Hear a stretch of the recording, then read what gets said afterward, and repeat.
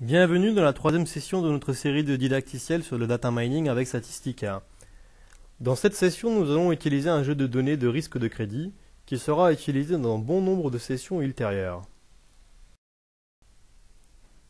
Ces données de risque de crédit, communément appelées credit scoring, seront utilisées comme exemple pour montrer les techniques de nettoyage des données et les algorithmes de data mining de classification de Statistica. Il sera, à la fin des sessions liées à cette problématique, très facile d'appliquer les différentes stratégies analytiques à votre propre problématique de classification. Aujourd'hui, nous discuterons des données du credit scoring. Nous allons commencer par définir le besoin métier de cette problématique, puis spécifier l'application type du data mining appliquée à cette dernière. Ensuite, nous verrons en détail les différentes variables composant nos données, et finalement, nous verrons les prochaines étapes de ce projet. Un projet data mining commence avec un besoin métier. Dans notre exemple, une institution financière possède des données relatives à ses clients. Ces derniers sont classifiés comme ayant un bon ou un mauvais dossier de prêt. Cette classification est basée sur l'historique des clients dans cette institution et indique si le dossier de prêt a été correctement remboursé ou non. L'institution va donc utiliser ces données pour prédire si un futur client présente un bon dossier de prêt ou non, ce qui, au final, permettra de réduire le nombre de prêts à risque qui ne seraient pas remboursés. Bien que notre problématique porte un nom spécifique, nous sommes ici dans une problématique classique de classification. De ce fait, les méthodologies de préparation de données comme entre autres les traitements des valeurs manquantes ou aberrantes, la sélection des meilleures variables pour la modélisation, ou encore l'échantillonnage, peuvent être appliquées à toutes les problématiques de classification. Il faut savoir que la classification, au même titre que la régression, est un domaine spécifique de ce qu'on appelle l'apprentissage supervisé. L'apprentissage supervisé se définit comme l'utilisation d'algorithmes mélangeant l'intelligence artificielle et la statistique sur un historique de données valides et visant à modéliser une ou plusieurs variables cibles.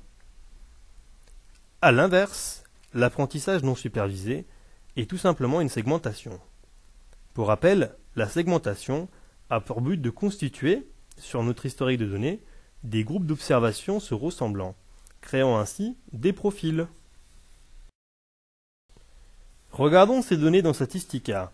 Ici, nous avons le fichier de données. Visualisons ces données graphiquement. Pour rappel, une des futures sessions sera l'exploration graphique des données.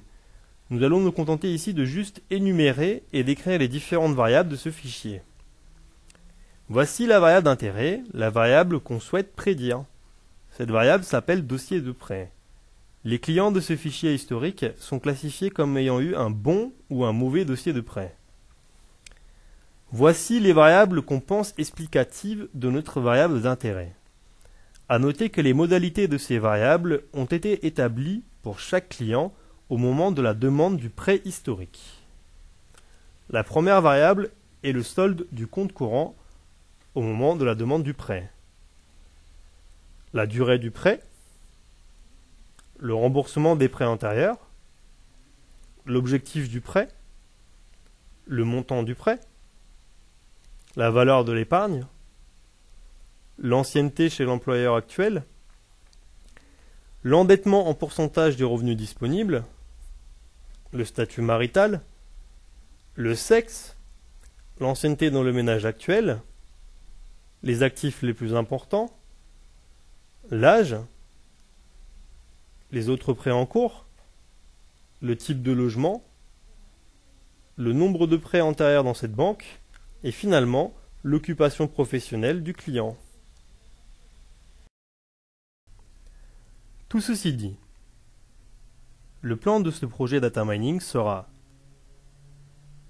nettoyer les données, déterminer les variables les plus corrélées avec le risque de crédit, trouver un modèle performant permettant de classifier correctement le risque de crédit comme bon ou mauvais, déployer ce modèle afin d'améliorer la décision de prêt, et finalement mettre à jour ce modèle au fur et à mesure qu'on obtienne de nouvelles données.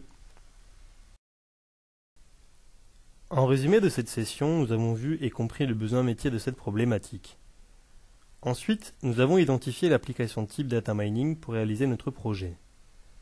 Nous avons également pu visualiser les données et par la même occasion, voir les variables contenues dans cette dernière et finalement établi une feuille de route des différentes tâches à réaliser. De manière simplifiée, cette session illustre la première étape d'un projet data mining, la compréhension de la problématique.